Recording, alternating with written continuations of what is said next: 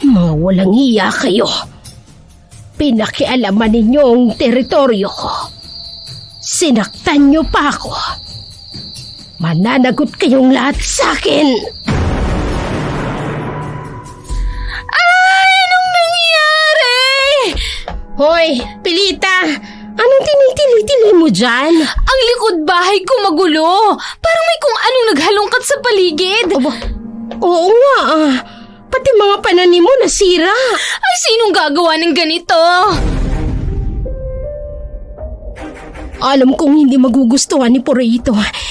Pero susunod ako doon. Kailangan ko silang matulungan. Alam ko may magagawa ako sa bagay na ito. Tama, pupunta ako ron.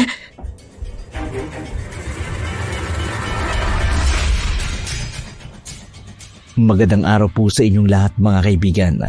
Sa araw na ito, isa na namang kwento ang ating bibigyan ng buhay hango sa padalang liham ng isa sa ating mga tagapakinig. Ang Baryo Manibog, isang tahimik na nayon na hindi pa nakasasabay sa makabagong panahon. Dito naging malaki ang pangunahing tauhan ng kwento, si Isay. Nakatira sa Baryo Manibog mula sa kanyang pagkabata. Hindi pa nagkakaroon ng romantik na karanasan sa mga lalaki. Mayroon kasi siyang masamang karanasan noong kanyang kabataan na naging dahilan ng kanyang pag-iwas sa mga lalaki. Naging mailapa sa pakikipag-ugnayan sa mga kalalakihan. Kababata ni Isay si Puroy. Nag-iisang nakatira sa maliit na kubo. Kapareho ni Isay, hindi pa rin nag-aasawa. Sa isang tahimik na umaga, nakaupo si Puroy sa harapan ng kanyang bahay habang umiinom ng kape.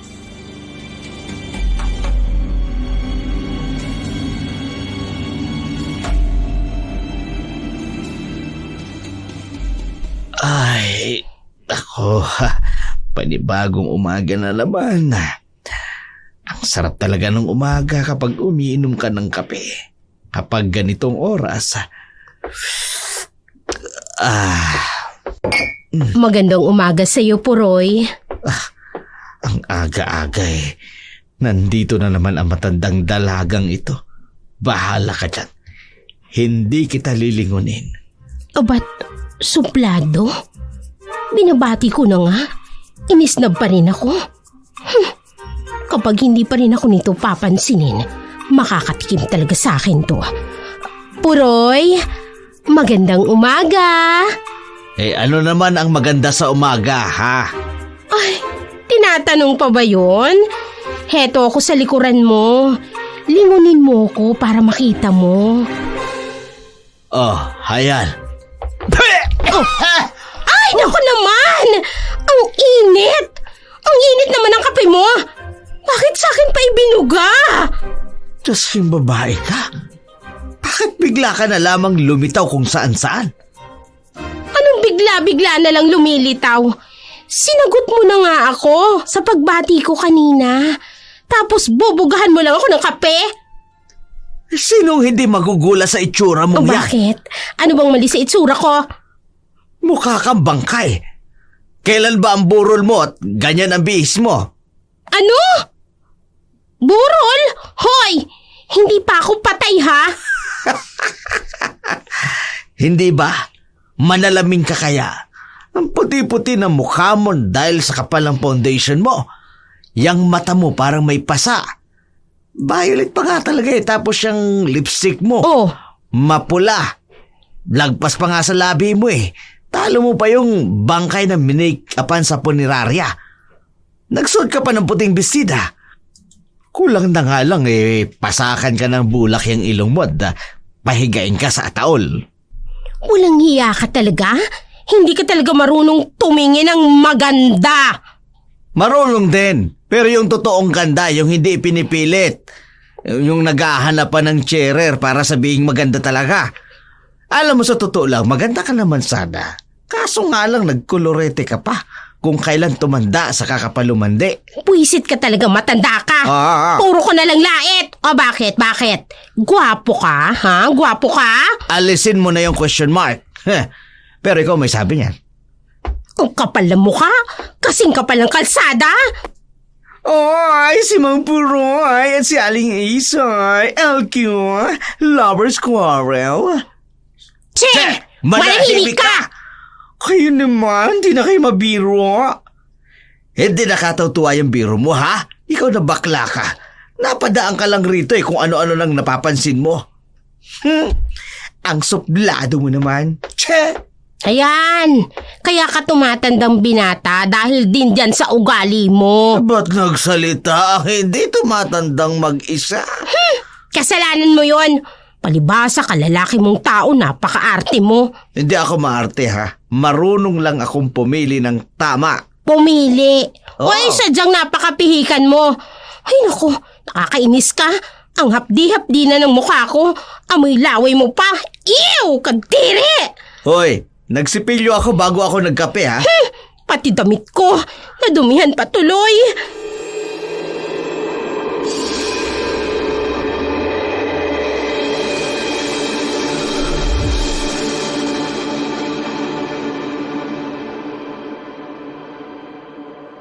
Pare, mukhang maganda rito, ah.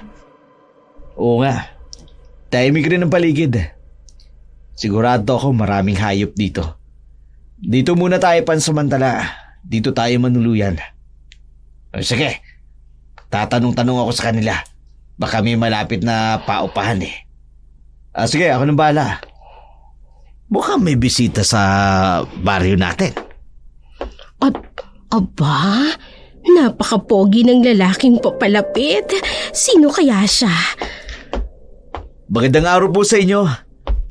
Pwede ba ako magtanong? Aba, oo naman. Ano bang may paglilingkod namin sa'yo? Hoy, Isay, makayos ka nga. Nakakaya sa binata. Ano bang pakialam mo? Iho, ano yung itatanong mo? Naghahanap lang po kami ng maupahan. Meron po bang malapit? Paupahan pala, ang hanap mo. Kaso yung kausap mo mukhang galing yan sa punerarya. Che, hindi ako galing sa punerarya. Ay, huwag mo siyang pansinin. Akala niya kasi burol ang hinahanap ninyo. Manahimik ka riyan, Puroy. Kanina ka pa, ha? Nagtatanong ng maayos sa akin ng binata. Ikaw itong humaharap. Umalis ka nga riyan. Binata, ako, meron akong paupahan na kwarto. Gusto mo bang makita? Nako, hindi na po kailangan tingnan. Kukunin na po kaagad namin. Talaga? O siya, sige. Kukunin ko lang ang susi. Nakakatuwa ka naman, iho. At dito nyo napiling manuluyan sa amin. Napansin ho kasi namin maganda ang inyong lugar. Abay, tahimik. Napakatahimik ng baryong ito. Walang nangyayaring kaguluhan sa aming lugar. Palibasa matitino ang lahat ng nakatira rito. Kung sakali pala, kami ang maaaring magpagulo sa inyo. Eto na yung susi. Puntahan na natin. Ay, kapag siniswerte ka nga naman, anong say ng panlalait mo? Maraming aarkila sa paupahan ko. Iho, paalala lang ha, mag-iingat ka sa babaeng yan. Mahilig yan sa mga binata. Hindi ako mahilig, no? Ikaw talaga puro kakalukuhan. Kung sa bagay, mukha namang wala kang hilig sa matandang dalaga, ano? Kaya, di ko na kailangan balaan ka. Hoy! Sumusobra ka na, Puroy! Tsaka isa pa, matagal lang tigang yan. Hoy!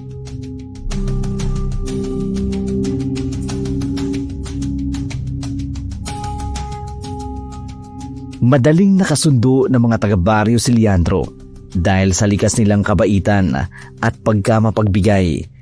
Hindi na nahirapan pang makipagkaibigan sa kanya sina Puroy at ang iba pang mga residente. Samantala, sa hindi kalayuan, naglalakbay si Tilde sa baryo Manibog. Ilang buwan na ang nakalilipas mula nang huling bumaba ito sa burol. Ginagawa niya ito kapag kulang ang kanyang pangangailangan para sa mga susunod na araw o linggo. Bukod sa pagbili ng pagkain, Nakaugalian na ni Tilde ang mamulot ng mga bagay na tinatapon ng mga tao sa bayan.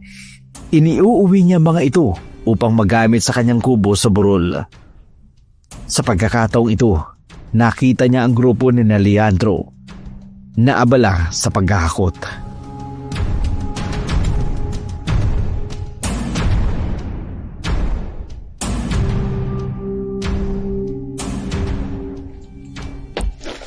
Ay, marami-rami na rin itong napulot kong pinaglumaan nilang mga gamit. Dagdag na naman sa mga koleksyon ko. Ay, sayang nga lamang. Sana'y mga damit naman ang makuha ko. Luma na ang mga suot ko. Medyo maliit na sa akin ang ginagamit ko. Aba, anong meron dito? Leandro, yung mga gamit nyo ba ay ipapasok na sa inuupahan ninyo? Oo, Ma'am Puroy. Hindi pwede magkalat ang mga yan sa labas. Delikado ang mga yan. Bakit ang dami atang tao rito sa baryo Manibok? Sino sila? At anong pakay nila sa lugar na ito? Tutulong na lang ako maghakot para matapos kayo kaagad. Wag na ho, Ma'am Puroy. Kami na bahala dyan. Mabibigat ho ang mga yan. Ang lalaki ng mga kahon ng mga bitbit nila. Ano kaya ang laman ng mga iyon? Oh, magpahinga muna tayo sa araw na to Medyo napagod tayo sa paghahakot. Oo nga, medyo malayo rin ang binayayan natin. Basta yung mga mahalagang kagamitan ipasok sa kwartong inuupahan natin. Sige na, kami na bahala doon. Leandro, maiba ako. Mukhang maraming hayop sa kagubatan sa tabi ng baryong ito. Malalago ang puno. Parang walang nangangahas ng mga haso sa lubog. Hinay-hinay. Alalay lamang tayo sa pangangaso. Baka magreklamo sila sa atin. Huwag kang mag-alala. Dating gawi pa rin naman. Sige. Magpahinga na kayo. Maaga na lang tayo maglalatag bukas. Mukhang hindi maganda ang kutob ko sa mga taong ito. Itsura pa lang nila. May gagawin ng hindi maganda. Rene, yung kaon sa dulo. Unahin mong ipasok sa kwarto. Leandro, yung isang kaon mo sa dulo sobrang napakabigat naman. Ano bang laman nun? Ano ba naman tong tao na to? Sabi nang huwag nang mangingialam Ma'am Puroy, si Rene na ang bahala dyan. Hindi nyo na kailangan tulungan. May taga-baryo din palang gising. Magmamadali na ako. Pabalik ng burol. Ayoko may makapansin sa akin na nag-iikot ako sa baryo. Dito.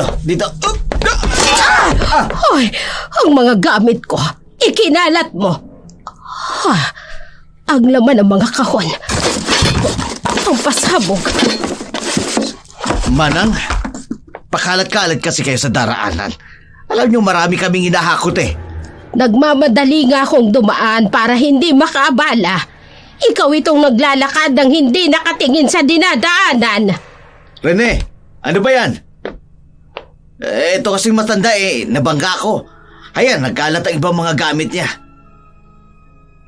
Ang matandang babae sa mga gamit namin nakatingin. Mukhang nagulat siya sa nakita niya. Rene, paalisin mo na ang matanda. At ang mga kahon, intindihin mo. Oo, pasensya na Manang pero kailangan mo na umalis. Nakakabala ka na sa amin. Oo, aalis na ako. Ay, tama nga ang hinala ko. Alis na! Bilis! Oo! Bilis ang kilos!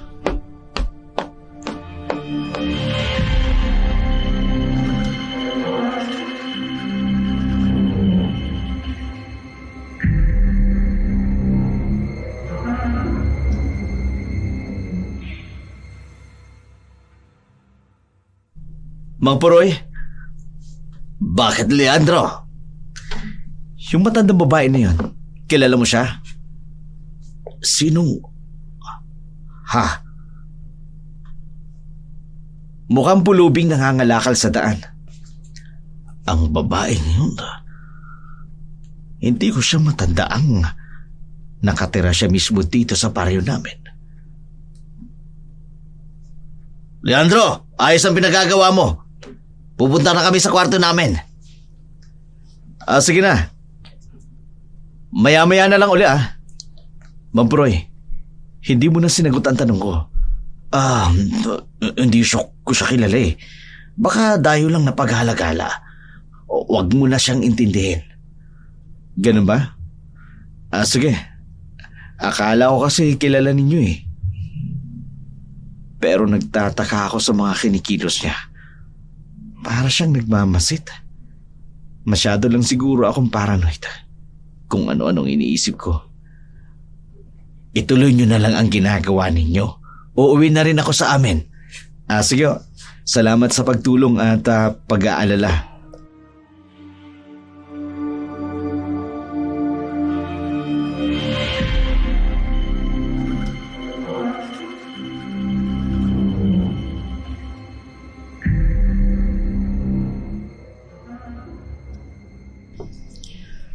Mukhang maraming mangyayari sa mga susunod na mga araw. Kung ano man yun, titignan ko lang muna hanggat wala silang ginagawang ikakagalit ko. Hindi ako makikialam sa kanila.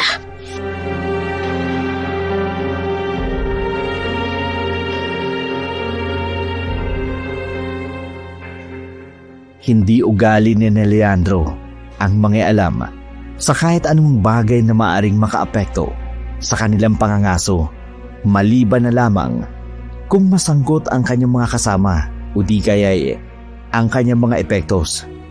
Sila'y grupo ng mga mangangaso ng mga mababangis na hayop na dumayo pa sa iba't ibang lugar para lang makapanghuli ng mga hayop. Isa itong libangan para sa kanyang mga kasamahan, pero ang totoo, may mga parokyano siyang tumatangkilik na mga hayop na kanyang nahuhuli. Biyaya para sa kanya ang marating ang baryo Manibog, sagana sa natural at likas na yaman.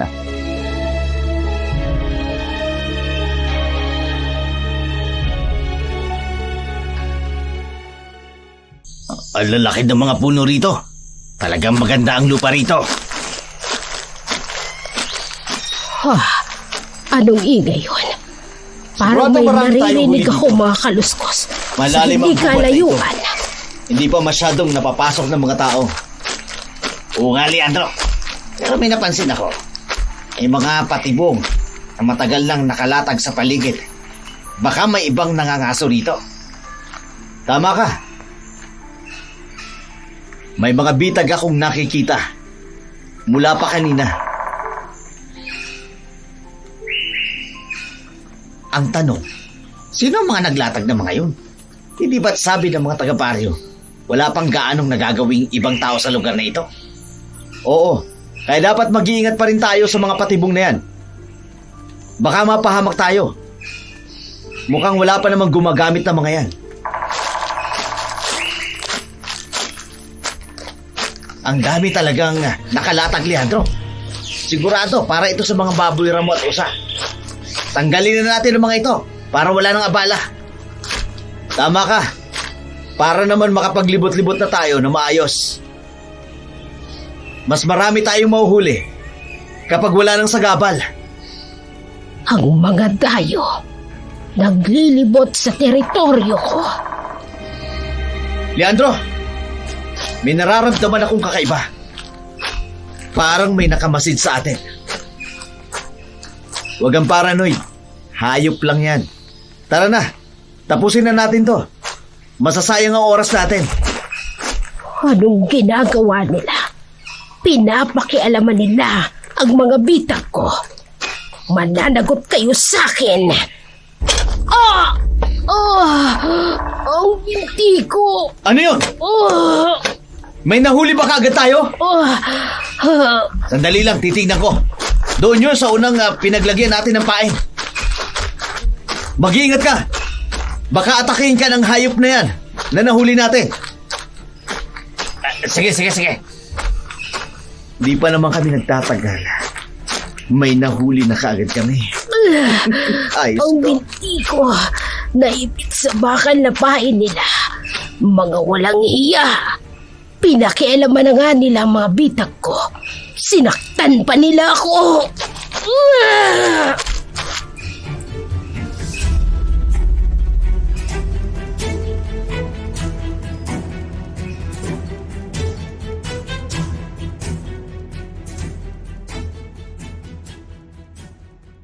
Halos bumaon ang mga ngipin ng patibong sa kanyang binti. Tila mga panga ng hayop na hindi nabibitiwan ang biktima. Ang matutulis na bakal na tumurok sa kanyang laman, ang bawat paggalaw niya ay lalong nagiging sanhi ng mas malalim na pagkakabaon nito. Sinubukan niyang kalasin ang pagkakapit ng gamit sa kanyang mga kamay, nanginginig sa sakit at takot. Ang dugo ay tuloy-tuloy na umaagos mula sa kanyang mga sugat, tumutulo sa lupa, nagiging putik sa ilalim ng kanyang mga paa. Ang kanyang damit naging mapula rin dahil sa dugong tumutulo mula sa kanyang mga binti. Ramdam niya ang unti-unting panghihina ng kanyang katawan habang patuloy siyang nakikipagpunyagi sa mabagsik na patibong. Ang kanyang mga matay nanlalabo na rin dahil sa sobrang sakit. Ang kanyang paghinga ay nagiging mabigat, ngunit sa kabila ng lahat ng ito, kailangan niya makawala. Hindi siya maaaring mahuli, lalo na't may papalapit na mga yapak na naririnig niya mula sa di kalayuan.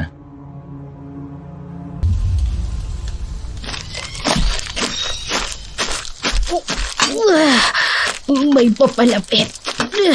Kailangan kong makatakas rito.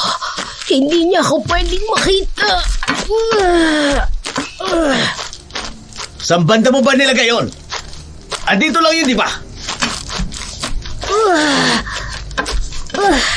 Wala akong pakialam.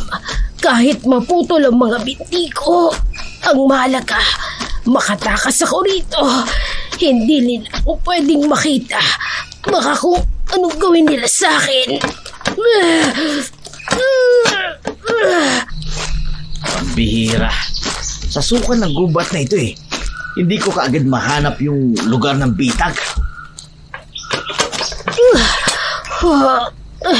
Nakawala rin ako.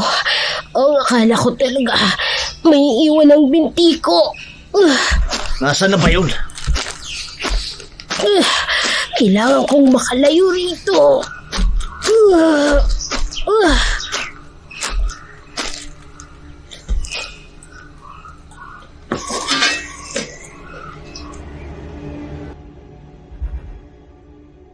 Ilang sandali lamang ang pagitan, kaagad nakalayo si Tilde mula sa kinalalagyan ng bitag nang hindi napapansin ng mga taong naglagay ng bitag. Maya-maya pa'y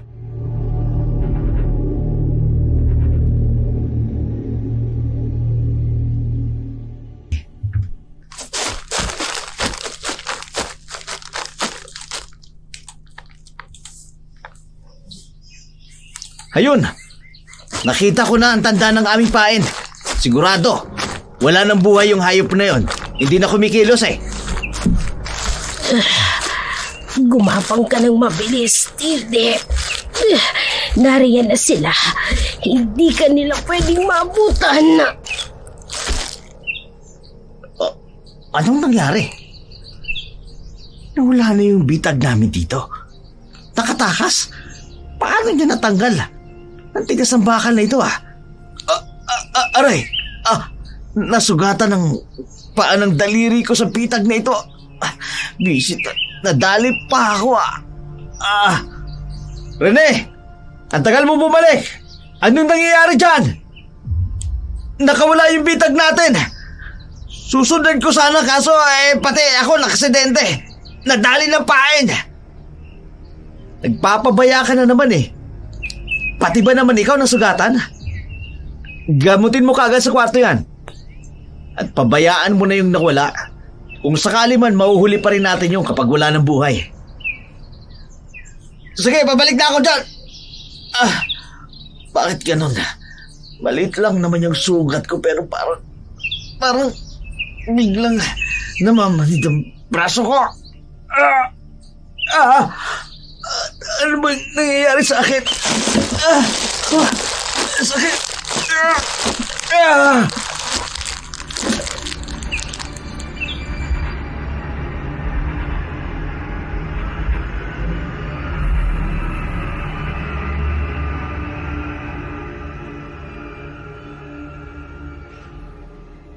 Hindi matiis ni Tildy ang sakit ng kanyang mga binti.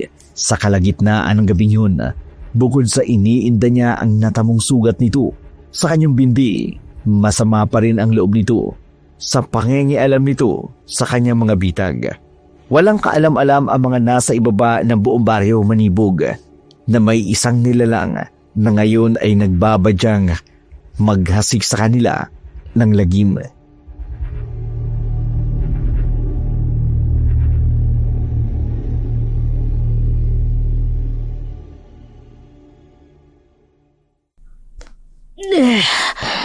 Mga walang hiya kayo. Pinakialaman ninyo ang teritoryo ko. Kuya Leandro, tiba-tiba tayo Kamangha-mangha. Unang bugso pa lamang ito. Pero ang dami na kaagad nating nahuli. Sige, aayusin ko lang muna yung mga bagong bitag natin. Teka sandali. Nasaan ba si Rene? Kagabi nagpaalam siya sa akin na lalabas saglit. Di ko pa siya nakikita bumabalik sa kwarto niya. Titignan ko sa kwartong malapit sa lagayan ng mga bitag natin. Baka doon yun nakatulog. Ay, anong nangyari? Hoy, Pilita! Anong tinitili-tili mo dyan? Ang likod bahay ko magulo. Parang may kung anong naghalongkat sa paligid. Oo nga Pati mga pananim mo nasira. Ay, sinong gagawa ng ganito? Asawa ko, yung brief ko na sinampay na wala sa likod, nakita mo ba? Ha? Hindi ko alam. Pati ba naman sampayan ko pinakialaman? Ay, naku. Baka naman pinaglalaroan lang kayo ng anak ninyo. Hanapin nyo na lang sa loob ng bahay nyo. Hoy, ano ba kayo dyan? Ang aga-aga ang iingay ninyo. Che! Anong pakialam mo? Saan ka ba galing na matanda ka ha? Nagkakagulo na nga kami rito. Ikaw, wala ka pang alam. Bakit? Ano bang nangyari? Ang gulo ng likod bahay nila Pilita.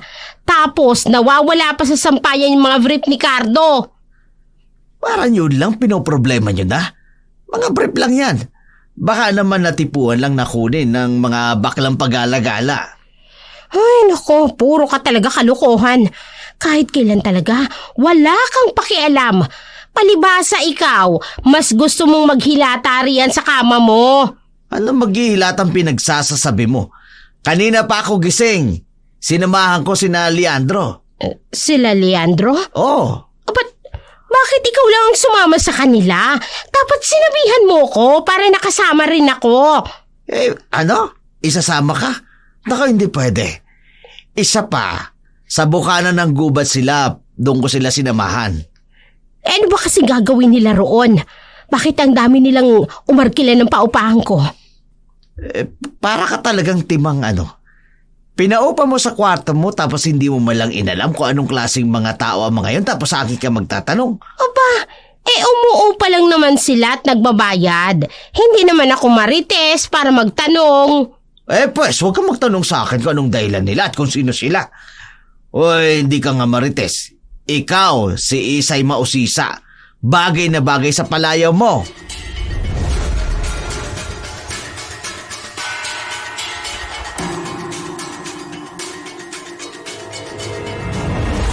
Habang abala ang mga taga-baryo sa kakaibang nangyayari sa kanilang paligid, tahimik na nagmamasid si Tildy sa kanyang burol.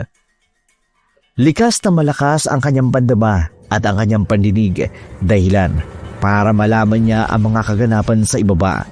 Kahit hindi ito makababa mula sa kanyang maliit na kubo sa itaas ng burol. Samantala, nagmamadaling nagtungo si Leandro kila Mang Puroy. Idinulog sa matanda ang kakaibang kilos ni Rene sa labas ng kanilang inuupahan.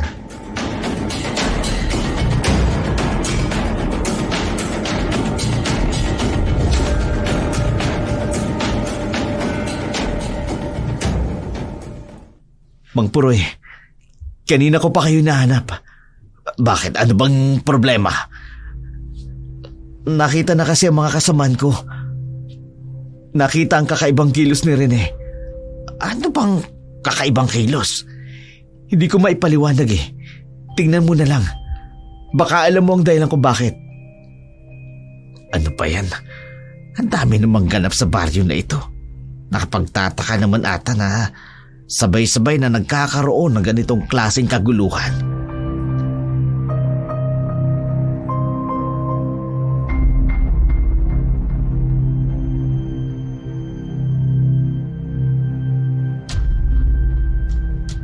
Ayan siya, Mang Puroy.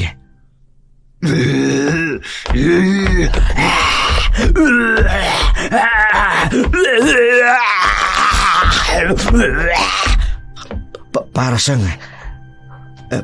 siyang nauulula.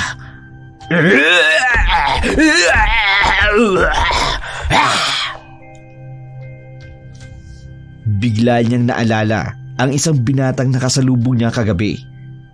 Jacket na may hood na kulay itim. Paano siyang nakaganyan? Natatandaan mo ba na lumabas saglit ang binatang niyang kagabi?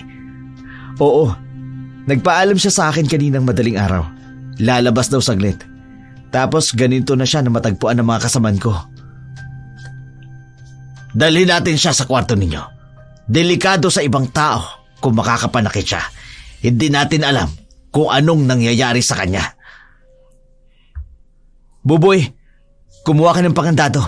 Kailangan nating masigurado na hindi siya makakalabas.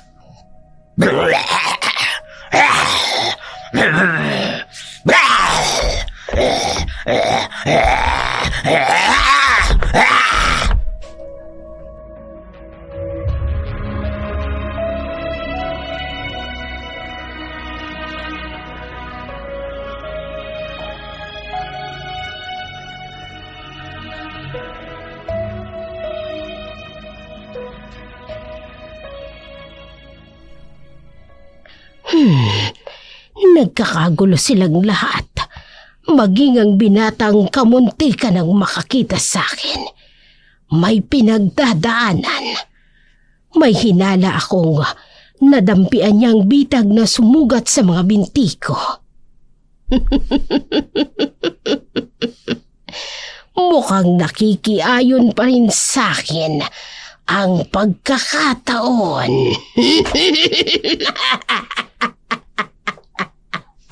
Ang kanilang mga hinaing at pagtataka.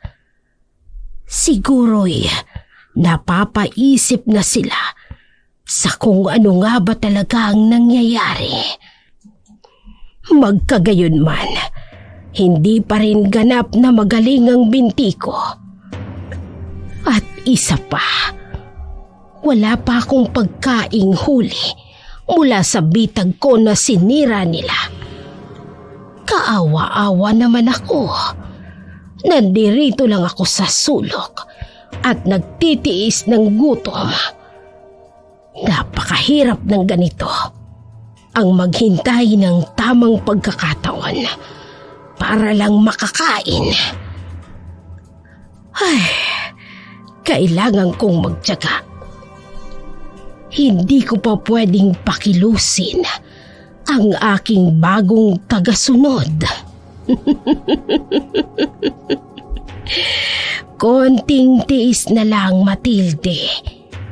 Hindi man ako makakilos ng maayos, magagawa ko pa rin ang lahat ng mga plano ko.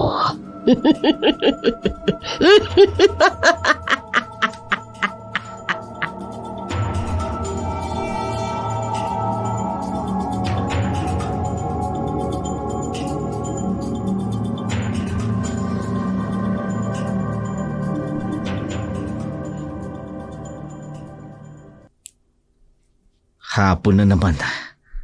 Ang bilis ng oras. Palibasa na stress ako sa nangyari kay Rene. Ang mabuti pa mag-ikot-ikot uli ako sa mga pitag. Baka may nahuli na naman kami. Leandro! Leandro! Oh, bakit humahangos ka? Si Rene, wala sa kwarto niya. Ano? Saan nagpunta yun? Anak ng teteng naman, oo. Paanong nakalabas ng kwarto yun? Inila ko yun sa labas. Hanapin mo nga si Mang Puroy. Baka sakaling nakita niya. Sige.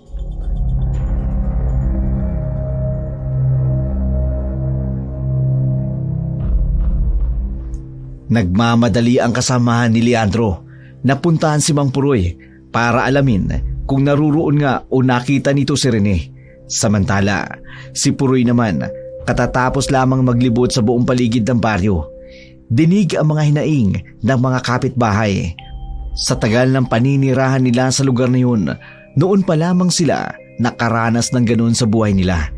Hindi niya tuloy maipaliwanag ang kaba at takot at pagtataka sa kung ano kaya ang nangyayari sa kanilang baryo.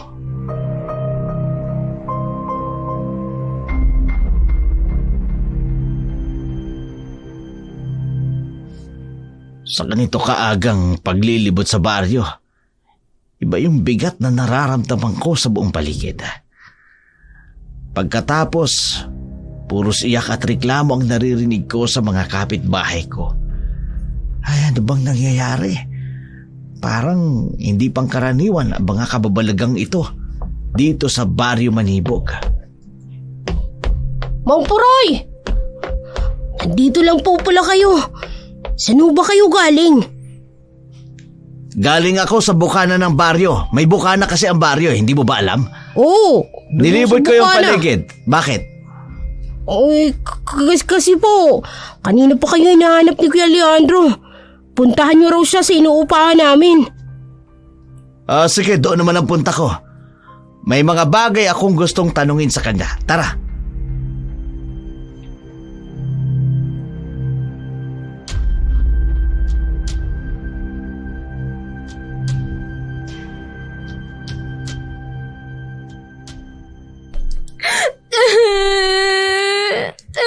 Tumahang ka na, Pilita. Baka nandyan lang sa tabi-tabi ang asawa mo. Kilala ko ang asawa ko. Hindi aalis yun ng basta-basta nang hindi nagpapaalam sa akin. Baka kung ano nang nangyari sa kanya. Huwag ka muna mag-isip ng kung ano-ano. Tatanungin ko si Puroy. Baka sakaling nakasalubong niya sa paligid. Asawa ko, nasan ka na? Ayun si Puroy. Papalapit na siya rito sa atin. Oy, saglit lang ha. Puroy! Puroy! Hoy! Ano? Bakit hinahanap mo na naman ako?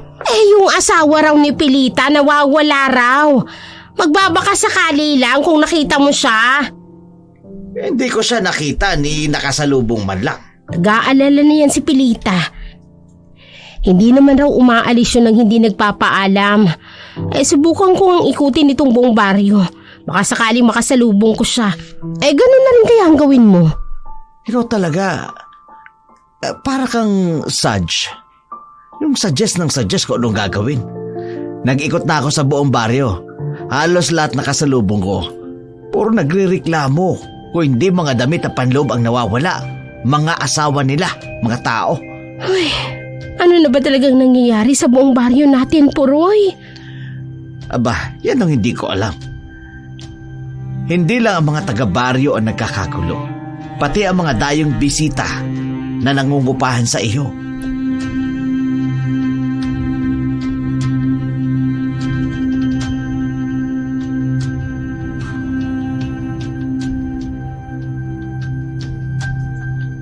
Mang Puroy! Dito na ako. Anong problema? Si Rene ho. Yung ikinulong natin dun sa silid niya tung nakaraang gabi, hindi ba? Oo. Ako pa nga mismo ang nagdala sa kanya roon sa loob. Bakit ba?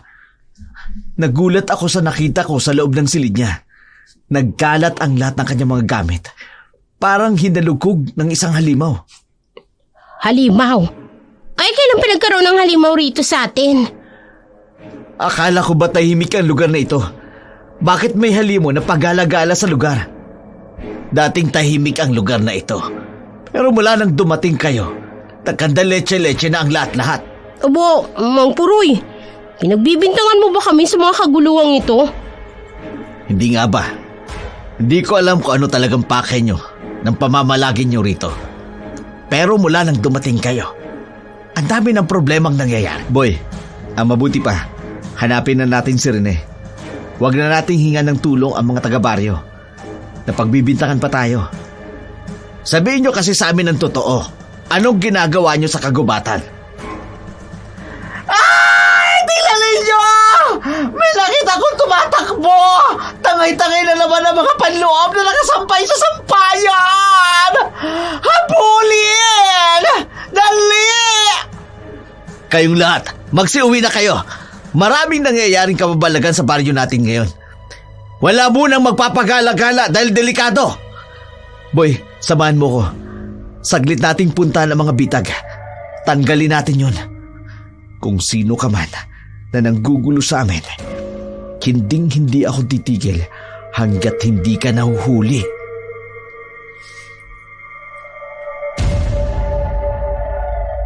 Habang binabalot ng takot ang buong baryo Manibog, abala si Tilde. Sa mga nakuha niyang mga panloob, isa-isa niyang inilalagay sa baol. Pinapausukan niya ng mga insenso na siya mismo ang may gawa, habang ang isang bagong kampo niya, ang abalang, nagsasalansan ng mga katawan na kanina niya pa pinagputol-putol para maidispatsa. Natutuwa ang matanda sa kagaanang hatid ng pagkakasugat ng kanyang mga binti, dahil roon nagkaroon siya ng isang tagasunod. Tahimik na naghihintay sa kanyang ipag-uutos ang isang binatang nasa sulok. Paglingon niya sa bintana, nakita niya ang galit ito. Yumuko ito ng pilit na itinatago ang luha sa kanyang mga mata.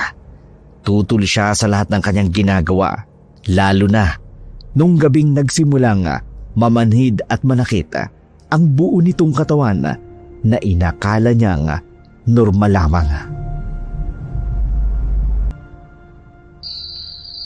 Ano ba itong nangyayari sa akin? Ang braso ko, may kung anong gumagalaw.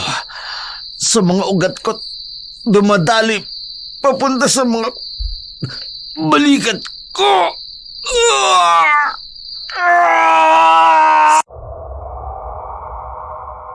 Sa dilim ng gabi, ako'y iyong sundin.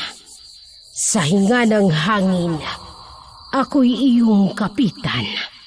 Sa dugo ng lupa, ikaw ay aking alipin. Walang laya, walang laban sa aking magpapasaila. Pati mukha ko, namamanid na sa sakit. Busy talaga. Ang iyong isip sa aking makikinig. Ang iyong kaluluwa na sa akin rin ipagkakaloob. Ang iyong mga mata Tawan ko, sa dilim parang ng nakukuryente. Ang Hindi na iyong puso ko na talaga kaya. akin ay tuman. Lalabas na ako ng silid ko.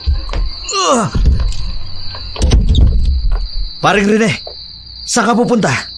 Bakit parang umaangos ka? Lalabas lang ako. Masama kasi ang pakiramdam ko. Nang alanganing oras ng gabi? Delikado. Saglit lang naman ako. Babalik rin kagad ako ng kwarto ko. Siguraduhin mo lang ha. Maaga tayo bukas. Oo na. Nakakainis talaga. Ano bang nangyayari dun? Balot na balot ang jacket. Ang init-init naman. Ikaw ngayoy walang kapangyarihan. Sa bawat utos ko, susunod ng tuluyan. Hindi ka maaaring tumutol. Ika'y bihag ko. Gagawin mo ang lahat ng nais ko. Hindi ka maaaring sumuway. Pagkat ang buhay mo'y hawak ng aking mga kamay. Ang ulo ko. Masakit na naman ang ulo ko. Tama na. Tama na. Sino ka ba? Bakit mo ko ginaganito?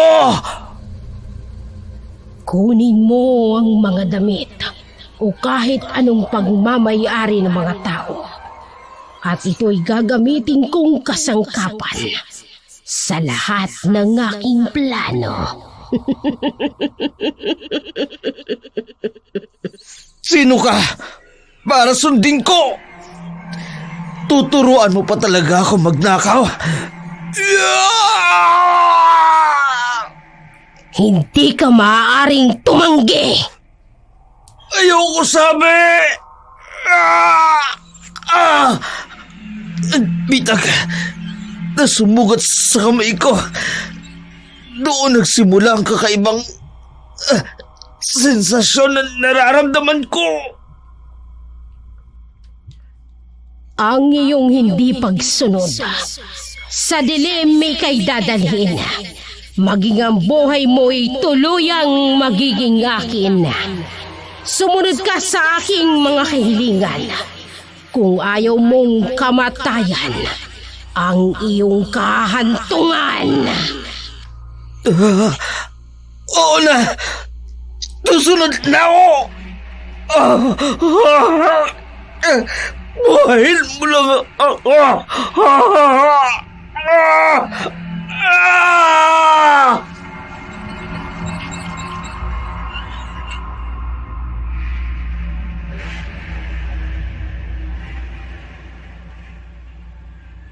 Doon nagsimulang magbago ang buhay ng binatang si Rene.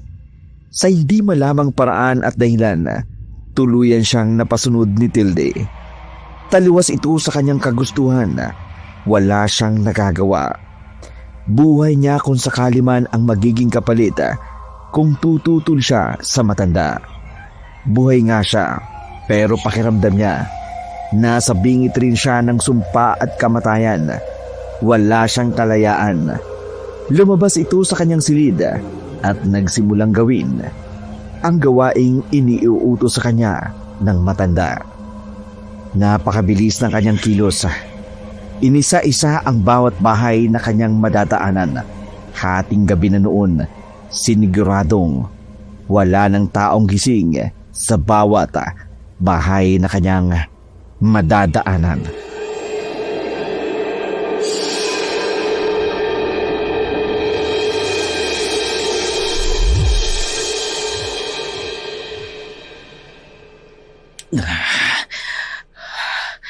Kukunin ko ang damit nila. Pero ano ngayon? Wala namang mahalagang bagay na makikita sa labas ng kanilang tahanan. Nakita niya ang nakasampay na nilabhan. Yun ang agad niyang hinablota. Wala siyang pinili. Kung ano ang abutin ng kanyang mga kamay, siya namang inilalagay niya sa kanyang mga dalahing mga sako.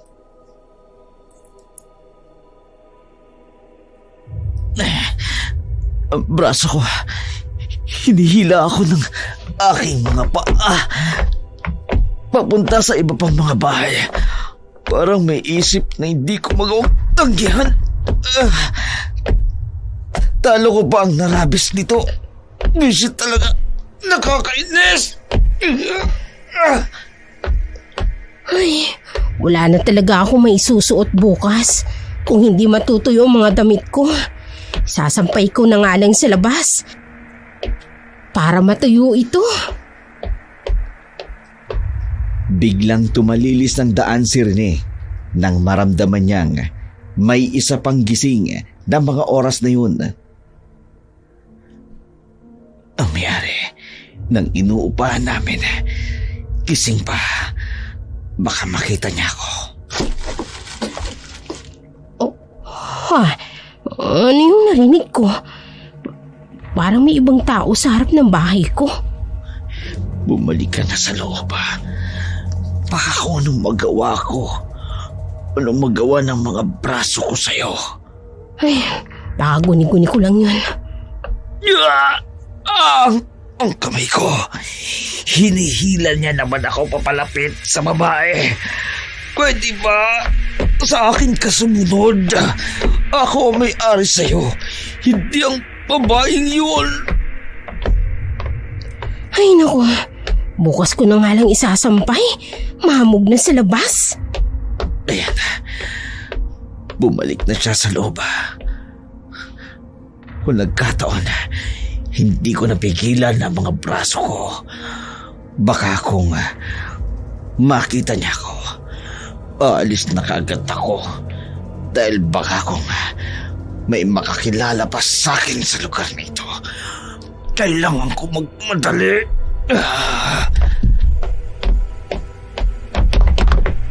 Sa pagmamadaling makalayo ni Rene sa lugar na yun, hindi agad siya nakapagtalukbong ng kanyang mga suot na balabal. Aksidenteng nakasalubong niya si Puroy na kagagaling lamang sa kanyang kapitbahay.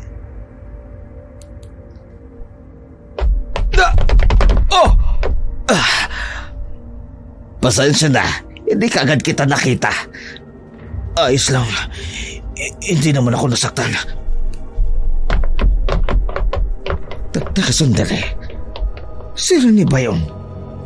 Sandali! Rene! Rene, ikaw ba yan? Si Mang Puroy pala yun. Huwag kang lilingon. Baka kung anong isipin niya. Tuloy-tuloy na. Baka naman hindi. Kamukha lang siguro. Hayaan mo na nga. Ang mabuti pa ihatid ko na itong pangsampay ko kay Isay. Muntik na ako roon. Kung nagtagal pa ako roon, malamang nahuli na ako.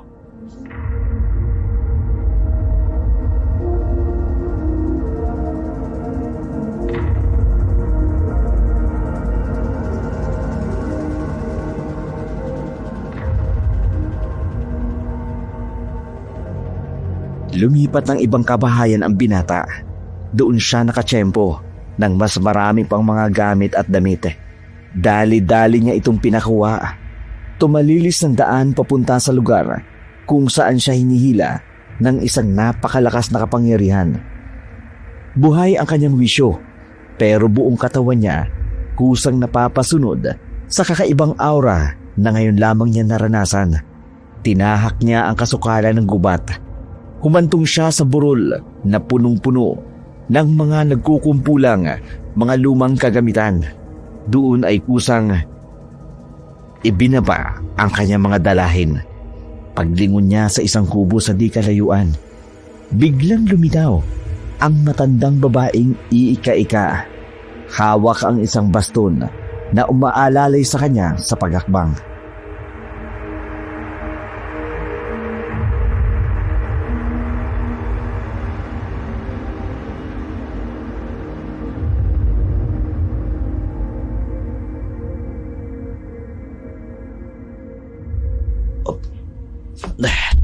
Sandali. Ang matandang papalapit sa akin. Parang pamilyar sa akin ang kanyang mukha. Binata, kumusta ka?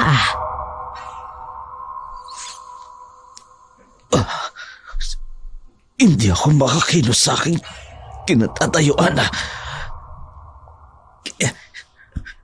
Hindi ako makapaniwala sa babaeng kaharap ko ngayon. Ang babaeng nakabangga ko noon.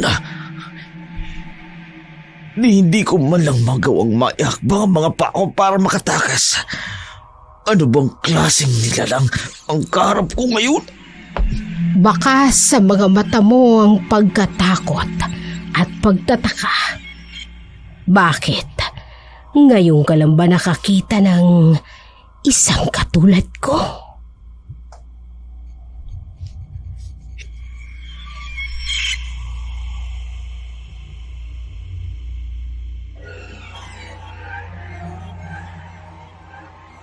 Hindi maialis ni Rene ang kanyang paningin sa mga mata ni Tilde.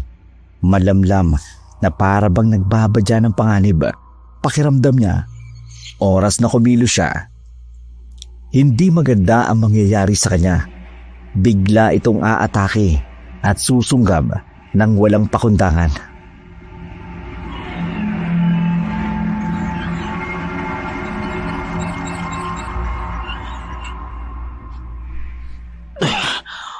Anong gagawin ko? Nangangatog ang buong katawan ko sa sobrang kaba at takot. Ano? Nagulat ka ba pagkakita sa akin?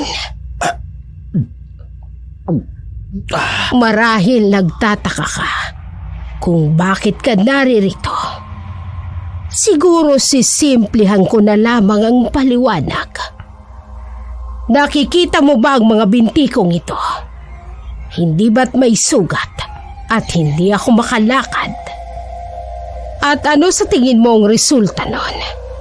Hindi ako makakilos at hindi ako makakain.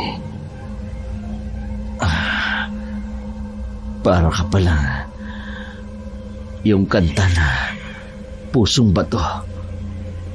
Hindi makatulog. Hindi rin makakain. Anong kinalaman ko noon?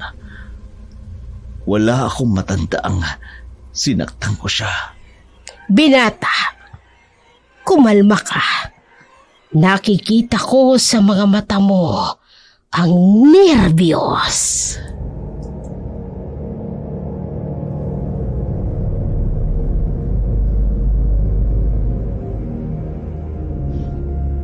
Sa ganun silang tagpo nang biglang lumitaw sa harapan nila ang isang kunehong gubat.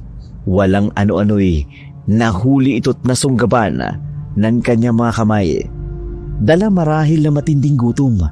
Agad na kinagat ang mga hita nito't tumalsik mismo sa kanyang paanan ang dugong lumabas mula sa katawan nito. Mas lalo tuloy siyang natakot. Sugatan ang matanda. Pero napakabilis ng kanyang kilos.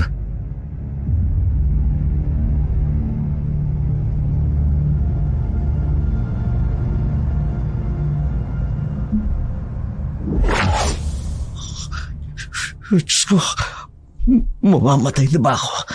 Isang limoong nasa harap ko ngayon. Mas lalo pa siyang lumalapit sa akin. Ang mga dugong kumakalat sa panang ko.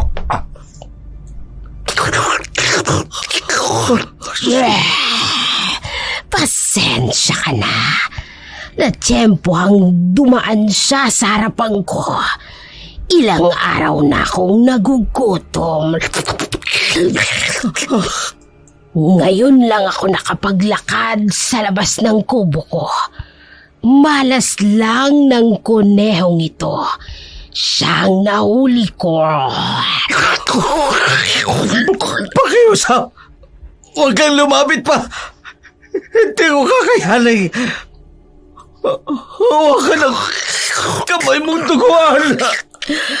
Ano kaya ngayon ang gagawin ko? Diyos ko, iligtas niyo po ako sa limo na ito. Gusto ko pa po mabuhay. Binata, gusto mo naman sigurong matulad sa kunehong hawak ko. Hindi ba? Ayoko.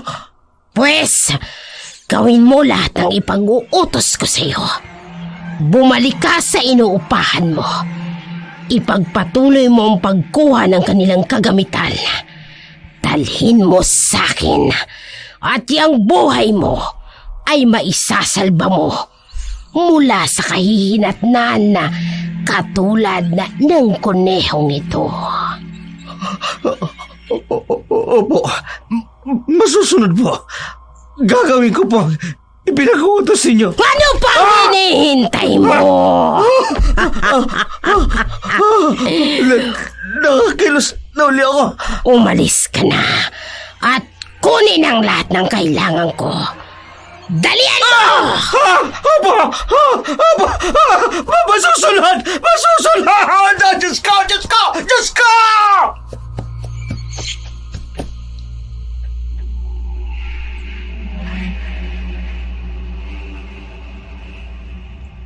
Karipas ang takbo nitong tinahak ang daan pabalik sa kanyang pinanggalingan. Hindi niya alam kung anong maaring mangyari kung hindi muna niya gagawin kaagad ang ipinag-uutos sa kanya. Kaya nang kinaumagahan, nang nagulong na lamang siya sa kanyang sariling silid, tinali ang sarili sa higaan. Pero sadyang Makapangyarihan ang matanda. Gamit ang sariling lakas, kumawala siya at napasubsob na lamang sa isang sulok dahil sa sobrang pananakit ng kanyang braso, kung saan nadampian ang kanyang kamay ng paing sumugat. Sa binti ni Tilde, dito na siya natagpo ang umuungol at di makausap ng maayos. Pero hindi pa natapos ang pagkilos ni Tilde. Sa pagkakataong ito, muli siya nitong pinakilos. Nakita niya mismo sa kanyang mga mata ang kusang pagpunta ng mga biktima ni Tilde sa mismong kanyang tinutuluyan.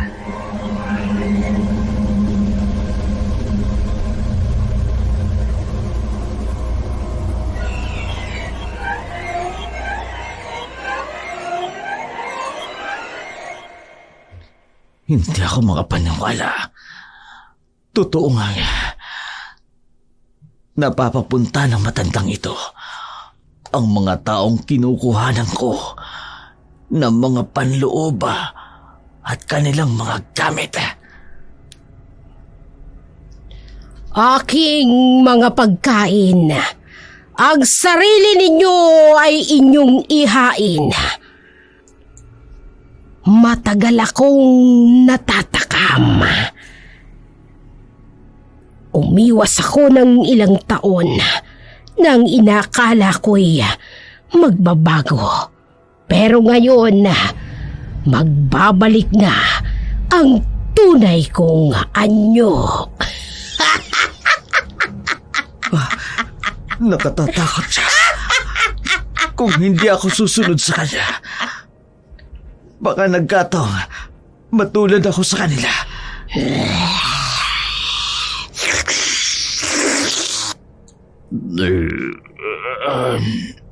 Nasaan ako? Paano ako napunta sa lugar na ito? Nagkakamali ng isa. Hindi ako pwedeng magsalita. Binata! Nasaan ako? Anong nangyari? Hindi ko siya dapat pansinin. Ako ang mapapahamak kung pakikinggan ko siya. Teka, pamilyar sa akin ang mukha mo. Di ba't kasama ka ni Alejandro? O, natatandaan niya pala ako. Tulungan mo ako. Tulungan mo ako. Hinahanap na ako ng asawa ko. Patawad. Wala akong magagawa. Hindi ko kayang gawin ang pakiusap mo. Pero bakit? Andito ka na rin lang. Gumawa ka na ng paraan. Pakiusap. Mahal na mahal ko ang asawa ko. Hindi niya baka kayang mawala ako sa buhay niya. Ano pa ang hinihintay mo riyan? Dalhin mo siya rito sa kusina. Dito kami sa ibabaw ng lamesa. Maawa ka sa akin. Hoy! Tulungan mo ako! Patawarin mo ko, Manong. Ang sarili mo. Ang kinatatakaman niya. Ikaw nang susunod sa kung bang ipinagutos siya sa akin. Ikaw nang susunod.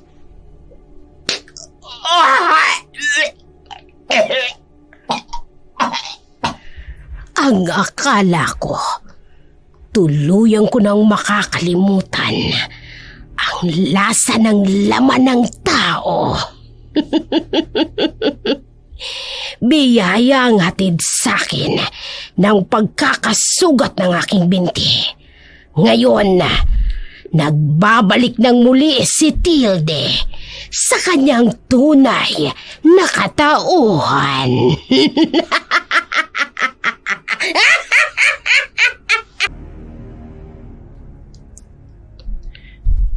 Nakikiusap ako sa inyo. Tulungan niyo kaming makita si Rene. Paano kita matutulungan? Kayong pati buhay ko ay nasa bingit pa rin ng kamatayan. Kagabi lang, kinunan na rin ako ng mga panloob ko. Iniisa-isa na kami. Hindi ko maiwasang mag-isip mula nang dumating kayo rito sa amin nagkaroon na ng sumpa ang Baryo Manibog. Kung kami man ang may kasalanan, bakit pati kami naapektuhan? Huwag niyo kaming pagbintangan. Magtulungan na lamang tayong lutasin ang problemang ito. Puroy! Puroy! Ano naman bang problema mo, Isay? Nagkakagulo na ang buong baryo, dadagdagan mo pa. Ang mga brief mo kasi nawawala ron sa sampayan na pinalagyan mo sa akin. Kanina ko pa alam. At, Isay, ako nang susunod na mawawala. Ay, mga kapitbahay! May natagpo ang putol-putol na bangka sa hindi kalayuan! Kumpirmado! Asawa ito ni Pilita!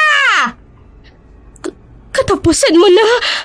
Hindi ako makapaniwalang nangyayari ito sa baryo natin, Puroy! Lahat ng taong nawawala ng panloob, namamatay! Hoy, tumigil ka nga dyan. Hindi ko hayaang mangyari sa akin yon. Puroy,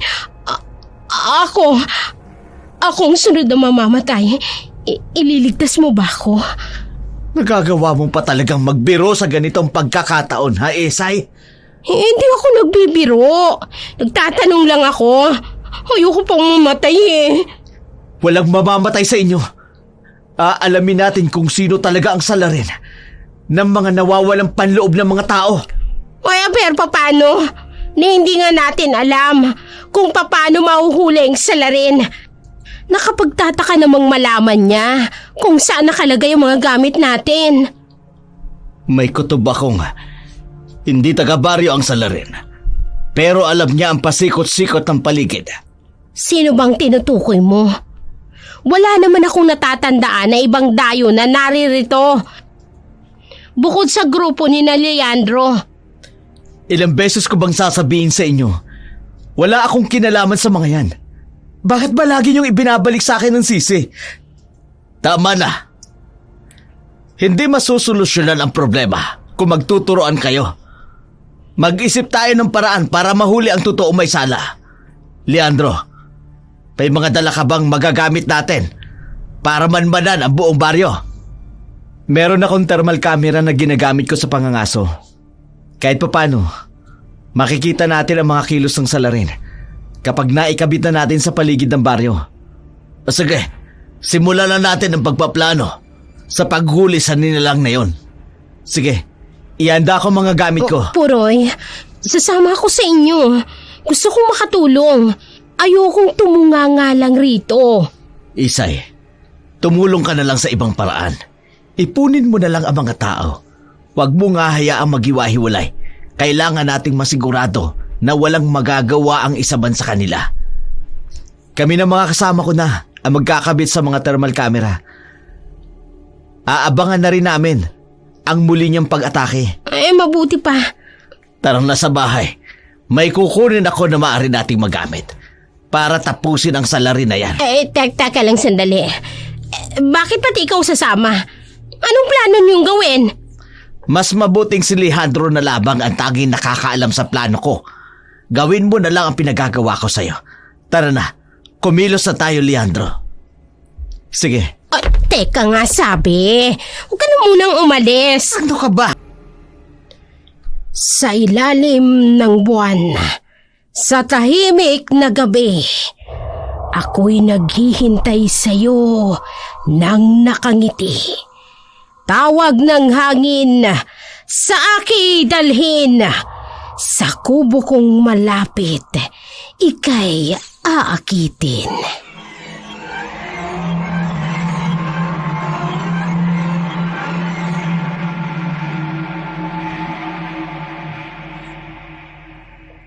Sandali. Ano? Si Mang Puroy. Papalapit niya siya sa kubong yun. Kaya ba hindi niya sinasabi yung buong plano? Dahil ipapain niya ang sarili niya ngayong gabi? Kung alam nila ito, malamang tututol silang lahat. Gawin mo ang lahat ng bilin ko sa'yo. Kapag may pagkakataon na makalapit ka sa mga biktima, kunin mo ang atensyon nila para magising sila sa kapangyarihan ng matandang babaeng yun. Kung hindi, Pare-pareho tayong mapapahamak. Sige, ako nang bahala sa iba. Gagawin ko lahat ng nasa plano. Mag-iingat ka.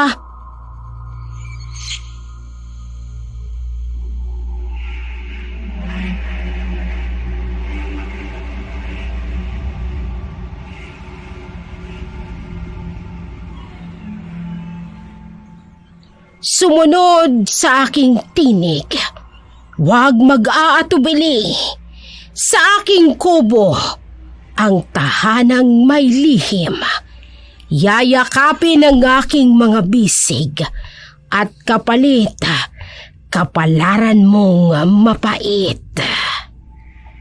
May baybay pa ang pagbibigkas niya ng mga salita. Makataat ang aswang na to. Ipinagkatiwala sa akin namang puroy ang buhay niya. Hindi ko siya pwedeng biguin. Hindi ko pa alam kung anong nilalang ang aming kaaway. Pero susubukan kong atakihin ko siya sa malayo. Nang malayang makakilo si Boyang para malapitan ang mga taong ililigtas namin. Kung magkakagipitan na, sana lang may magawa si Boyang at makaisip ka agad ng ibang paraan para magtagumpay kami sa pagsupil sa aswang na ito. Heto nang muli ang aking mga pagkain.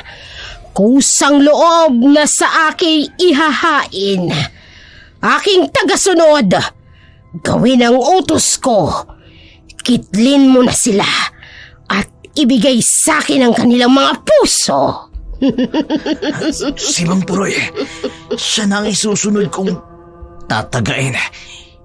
Hindi ko siya kayang saktan. Ang matandang babae na yon na nakabangga ni Rene, siya palang sa Rene.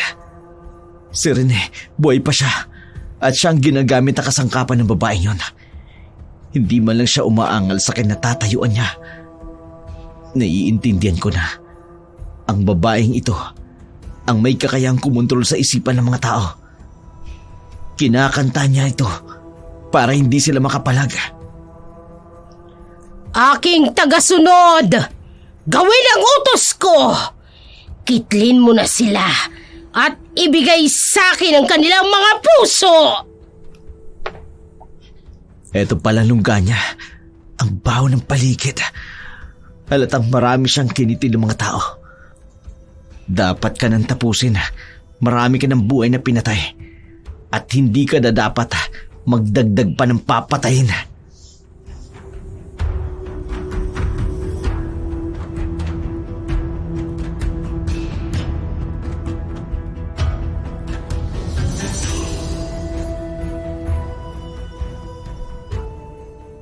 Leandro, patabaan mo siya sa kahit anumang parte ng katawan niya. Pero kung nagkataong malakas na kaaway, sa ulo mo punteryahin. Doon natin masisiguradong makaliligtas tayong lahat. Ano pang hinihintay mo? Nasa harapan mo na sila. Bakit hindi mo pa sila tapusin? Amo na, hindi ko gustong ang pagkukontrol na ginagawa mo sa akin. Ikaw ang pumapatay sa kanila. Kaya itong pagkakataon na ito, kung gusto mo ikaw ang pumatay sa kanila. Pero sa ngayon, ikaw ang tatapusin ko! Wala kang utang na loob. Binuhay pa kita at hindi ka na tulad sa kanila. Ganito pa ang igaganti mo sa akin. Para mo na rin ako ay sunod-sunuran ako sa gusto mo. Ayoko na! Hindi mo na ako mapasusunod pa. Tatapusin ko ng pagiging alipin ko sa'yo. Hindi mo ako basta matatalo. Ayaw mo silang paslangin. Kung ganon, paslangin mo ang sarili mo. Ang itak na hawa ko, itatapat ko sa sarili kong katawan. Kilalanin mo muna ang kinakalaban mo. Hindi ako basta-basta nilalang. Isa kong aswang na may kakayahang mangkulam. Si Rene, mapapahamak siya. Di na ako pwede magtago na. Ayoko na magpalipin sa'yo! Oh! Wag! Itigil mo yan!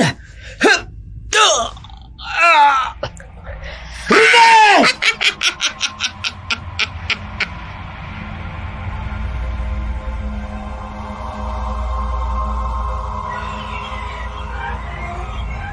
Hindi na napigilan pa ni Leandro na mapasigaw sa nakitang ginawa ni Rene sa kanyang sarili.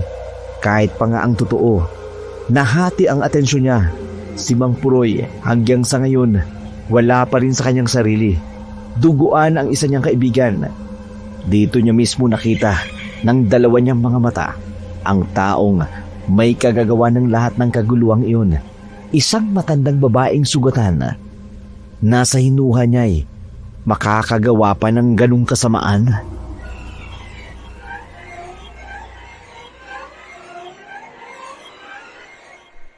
Ay, ano ba naman ito? Hindi ako mapakali kanina pa. Hindi ko na nga nagawa ng maayos ang bili ni Puroy. Hindi ko mapigilan yung mga tao. Ay, ano na kayang nangyayari sa kanila? Teka, alam kong hindi magugustuhan ni Puroy ito. Pero, susunod ako doon. Kailangan ko silang matulungan. Alam ko may magagawa ako sa bagay na ito. Tama, pupunta ako ron.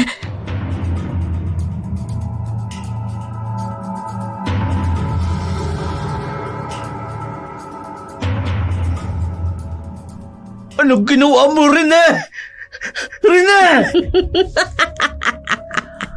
Aba, may bisita pala tayo. Kaibigan mo. Ikaw pala, Leandro. Nakakaawang nilalang. Hindi mo ko kayang pigilan. Nakita patuloy ng kaibigan mo ang kamatayan mo.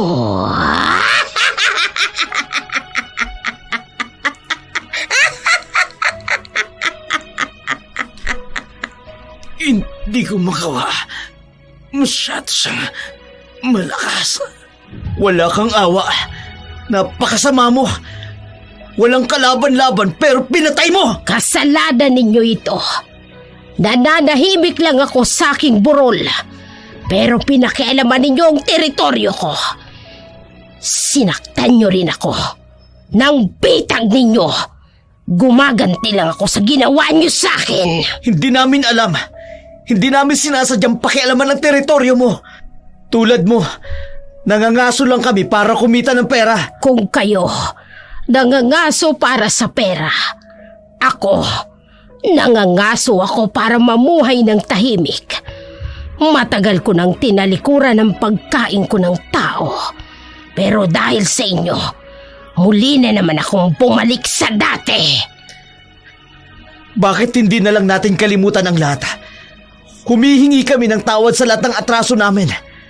Magsimula ulit tayong magkanya-kanya sa buhay. Pagkatapos, pakawalan mo sila.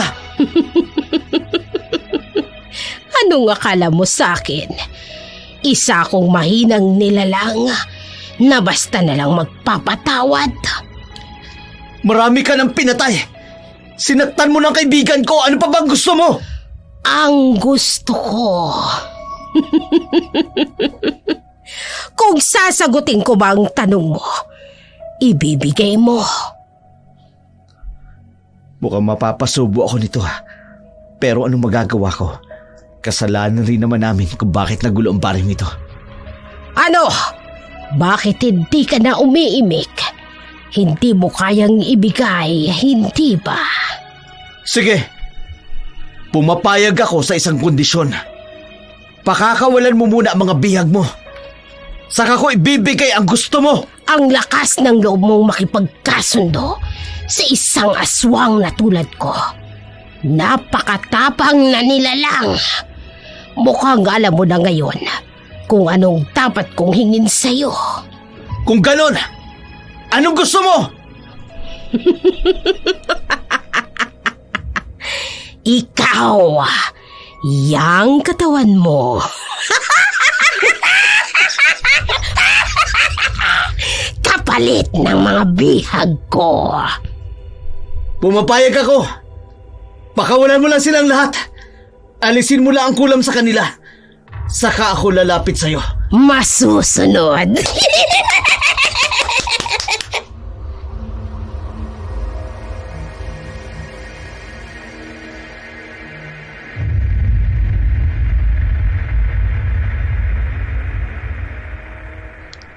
May kumikilos sa likuran ko.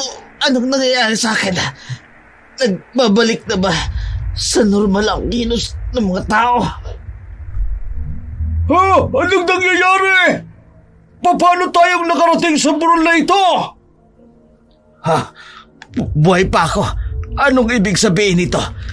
Natalo nila ang mga kaaway. Puroy! Puroy! Ako ito! Si Isay! Gagawin na natin yung sinabi mo!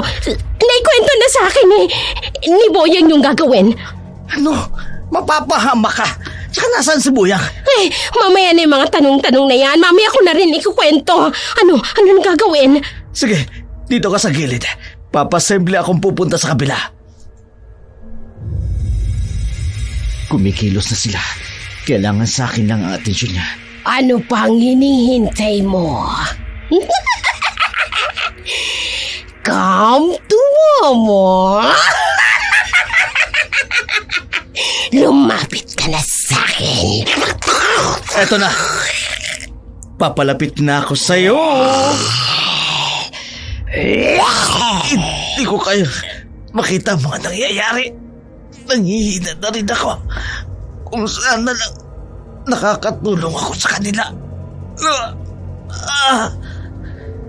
Sa akin ka lang tumingin. Huwag kang lilingon sa likuran mo. Kunting oras pa. Bilisan mo ang paglapit mo. Naiinip ako. Naaatra ka sa akin, ano? Tumigil ka. Lumapit ka na.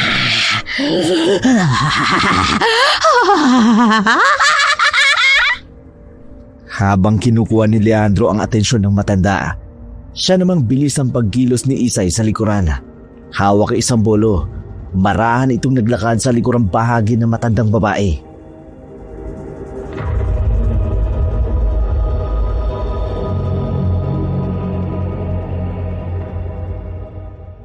Eto, patakbo na ako. Papunta sa'yo. Bilis! At may iba na akong nararamdaman. Isay! Gawin mo na! Teka, anong ibig sabihin nito? Nilinlang mo ako! Isa kang mandaraya! Eto, tanggapin mo nga ito ko sa'yo!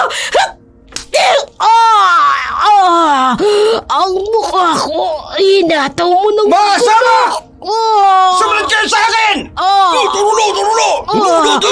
Dito tayo! Ang mga lupit! Ipalibot sa kanya! Huwag ang lubid!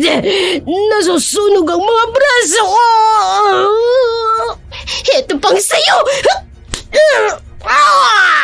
Ang mukha ko! Pwisit kang babae ka! Kulang pa yan sa lahat ng perwisyong binigay mo sa amin! Isa itong patibong pinagkaisahan niyo ko! Dahil mamamatay tao ka, pinatay mo mga kanayo namin! Naniningil lang ako sa ginawa ninyong kasalanan sa akin. Kayong dapat pahirapan! Hindi ka parte ng aming baryo. Isa ka lamang nilalang na dayong nakikihati sa aming yaman. Kailangan mong mawala. Hindi ka karapat-dapat na magtagal sa lugar namin. Puroy! Leandro! Malakas pa rin siya! Nakakawala siya sa lubid natin!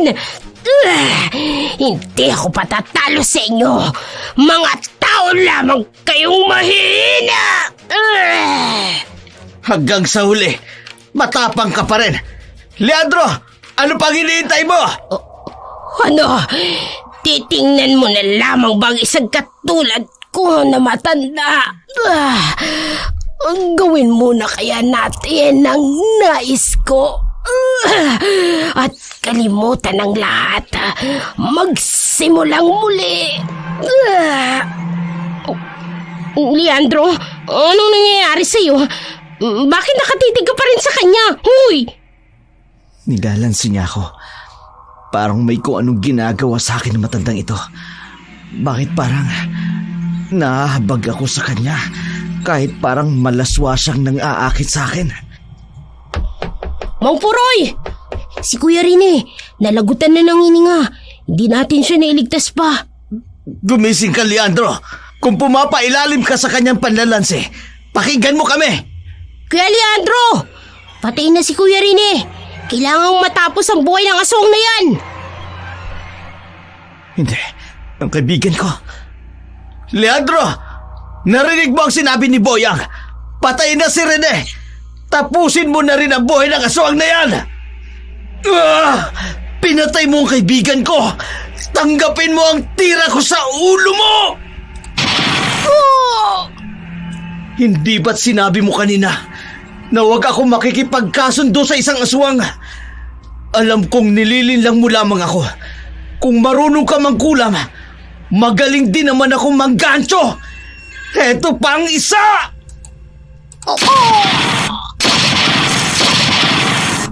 Tatlo na yan para matapos ka na!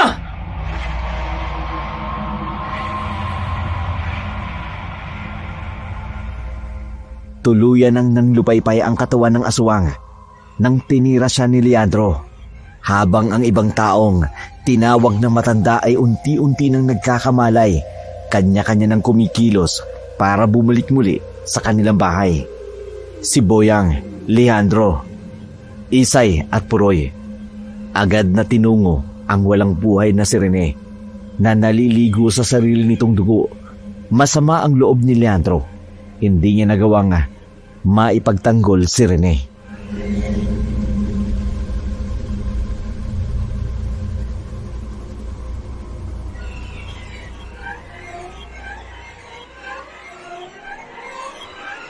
Hindi, ang kaibigan ko. Rene! Rene! Rene! Kuya, wala na siya. Naubusan siya ng dugo mula ng pagsaksak niya sa sarili niya. Naiinis ako. Bagal-bagal ko kasi kumilos eh. Huwag mo nang sisihin ang sarili mo. Excuse me ha. Pinili niyang magsakripisyo para sa ating lahat. Nagpakabayani ang kaibigan ko. Hindi ko makalilimutan ang katapangan mong ito. Ipinagmamalaki ko ang kanyang katapangan. Sumasaludo ako sa lahat ng kanyang mga nagawa. Tawarin mo sana ako. Hindi ko malang nagawang agapan ang buhay niya. Paano kaibigan? Nagtagumpay tayo! Isang bayani si Rene. Munti ka niya nang saktan si Puroy, pero pinanlabanan niya. Kaya imbes na magsakripisyo muli ang ibang buhay, mas pinili niyang isakripisyo ang sarili niya. Tama ka, Isay. Malamang inusig siya ng kanyang konsensya. Hindi niya kagustuhan ang magamit siya ng aswang na yon. Kaya para mapagbayaran ang kasalanan niya, mas pinili niyang ialay ang kanyang buhay. Mang Puroy, Aling Isay, sa lahat ng mga naririto ngayon, humihingi ako ng kapatawaran sa lahat ng nangyaring ito. Dahil sa grupo namin, nagulo namin ang nananahimik ninyong baryo. May kabayaran ang lahat ng bagay na ginagawa ng isang tao. Maging tama man o mali, naunawaan namin, hindi nyo kagustuhan ito. Mukhang titigil na ako sa pangangaso. Ayoko nang makaranas pang muli ng ganitong kababalagan. Talaga kuya, sayang naman. Magpapaturo pa naman sana ako sa'yo. Pasensya ka na, Boyang. Matapos ang pangyayaring ito, malamang talagang hindi na ako hahawak ng kahit ano paggamit sa pangangaso. Tapos na ang lahat. Mga kasama, tayo nang bumalik sa ating baryo. Mas makabubuting kalimutan na natin ito. Isabay na nating ilibing sa mga bangkay ang masasamang alaalang nangyari sa atin.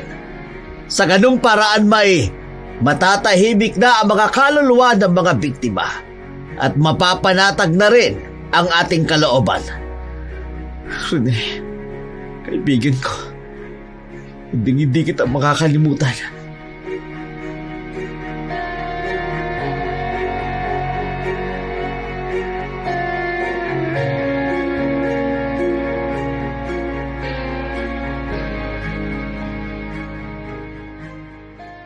Kanya-kanya nang nagbalikan sa kani-kanilang mga bahay ang lahat, habang ang mga kasamahan naman ni Leandro nagawi sa kubong pagmamay-ari ng matanda.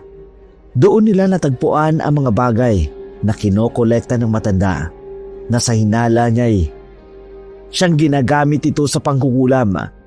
Doon rin niya natagpuan ang iba't ibang klase ng manika na dinadamitan ng mga gamit ng mga taga-baryong naroroon. Pati ang isang manika na mismong ginamit ni Rene ang nakabalot rito. Hindi niya alam kung paanong napunta ang lahat ng yun sa lugar na yun. Sa kanyang pagtatansya, si Rene din ang may kagagawan. Ang mga katawan ng taong kanilang nakita'y kanilang inilibing din para naman kahit papano manahimik na ang kanilang mga kaluluwa ng mga taong nabiktima ng matanda. Si Puroy, Boyang at ang mga kabaryo nakaligtas at masayang nakabalik sa kani-kanilang pamilya.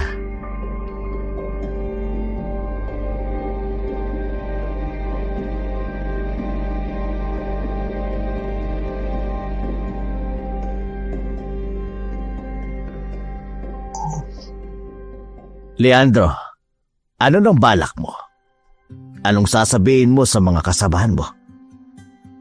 Sa totoo lang, Mang Puroy, hindi ko alam kung paano ko paliliwanag sa kanila ang desisyon kong tumigil. Lalo't karamihan sa kanila dito umaasa para kumita ng malaki. Marami pa namang paraan para kumita kayo ng pera. Yung legal at malinis na paraan. Matatagalan pa siguro kung paano namin makasasanayan ang parang sinasabi mo. Sa mga samahan ko, magiging mahirap para sa kanila. Lilisanin niyo na rin ba ang Baryo Manibog? Hindi muna siguro, lalo't kailangan ko pang asikasuhin ang bangkay ni Rene.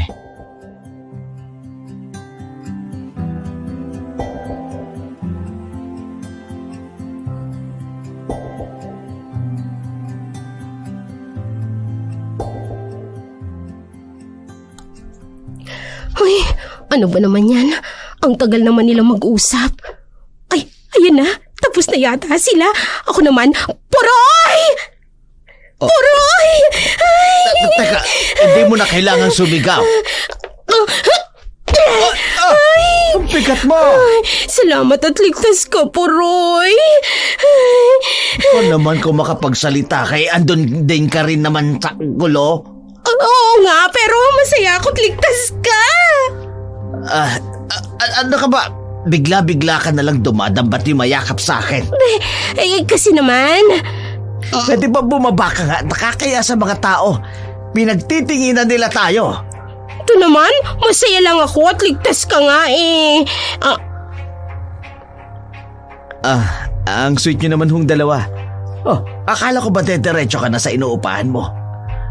Oo nga, Mang Puroy. Baka lang nakalimutan nyo dito sa likod ng bahay ni Aling Isay. Sabi na, bumaba ka nga eh. Aray ko naman. Basta mo na lang ako ibinaba, Puroy. Pinagtitingnan tayo ng mga tao. Tanda-tanda na natin kung makaamba ka sa akin eh. Maging tampulan pa tayo ng tukso. Hala, si Mang Puroy. Namumula. Kinikilig pa pala kayo sa tandaan yung yan. Manahimik ka nga dyan na, Boyang. Sige na nga, sapang matanda yan eh. Iwan ko na nga kayo. Sasabay na ako sa'yo. Mukhang kailangan nila mapag-isa. Ay, Puroy ko. Ano ka ba, kanina ka pa? Kung makalingkis ka naman sa akin, nakala mo asawa mo na. Aba, nagpapakipot ka pa. Hinalikan na nga kita, niyakap na kita, dinambahan na kita. Hindi pa ba halata? Na ano? Na gusto kita. Na desperada akong makapangasawa. Kaya kung ako sa'yo, Hindi na ako magpapakachusi pa, no? Ang tatanda na natin, nag-iinarte ka pa. Ha? Ako, type mo? Matagal na. Kasalanan mo to eh. Manhid ka lang kasi talaga. Ha? Paano naging kasalanan ko? Ang dami mo pang tanong. Sagutin mo na lang. Oo o hindi. Gusto mo ba ako o hindi? Diyos kong babae ka talaga. Inabos mo talaga ako ng tanong ano? Paano ako makakapag-isip niyan? Sagutin mo naman, Puroy. Tandaan mo, matanda ka na. Mahirap na makabuo. Sagutin mo na yan, Mang Puroy. Baka mabaliw yan sa pag-aalala sa'yo. Say I do na po, Mang Puroy. Mga loko-loko kayo. Andyan pa kayong tatlo. Pasensya naman, Puroy. Pinakiking ka kasi namin ang magiging sagot mo. I do. I do. I do. I do. I do. Mga loko-loko talaga kayo. Pinagkakaisa niyo ako, no? Ano ba? Ang dami mo pang satsat eh. Halika nga rito.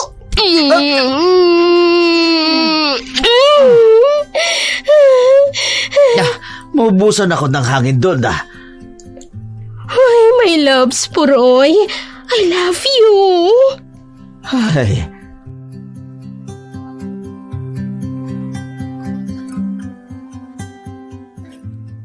Unti-unti nang bumangon ang buong baryo sa masamang pangyayaring iyon. May mga pangyayari mga nag-iwan sa kanila ng takot at kaba. Napalitan naman iyon ng panibagong pag-asa. Patunay rito ang pagkakataon ng panibagong yugto sa buhay ni Mang Puroy at ni Isay.